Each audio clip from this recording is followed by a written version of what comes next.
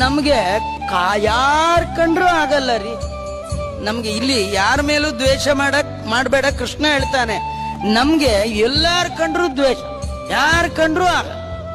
ಗಂಡನಿಗೆ ಹೆಂಡತಿ ಕಂಡ್ರಾಗಲ್ಲ, ಹೆಂಡತಿ ಗಂಡ ಕಂಡ್ರಾಗಲ್ಲ, ಗಂಡ ಹೆಂಡತಿಗೆ ಮಕ್ಳು ಕಂಡ್ರಾಗಲ್ಲ, ಮಕ್ಳು ಕಂಡ್ರಿಗೆ ಅಪ್ಪಂಗ, ಅತ್ತೆಗೆ ಸೊಸೆ ಕಂಡ್ರಾಗಲ್ಲ, ಸೊಸೆಗೆ ಅತ್ತೆನ ಕಂಡ್ರಾಗಲ್ಲ, ಶಿಷ್ಯರ್ ಕಂಡ್ರೆ ಗುರುಗಳಿಗಾಗಲ್ಲ, ಗುರುಗಳು ಕಂಡ್ರೆ ಶಿಷ್ಯರಿಗಾಗಲ್ಲ ಅಲ್ವಾ. ಲೇಟಾಗಿ ಪ್ರವಚನ ಬಿಡೋನ್ ಕಂಡ್ರೆ ಆಚಾರ ಕಂಡ್ರೆ ಆಗಲ್ಲ.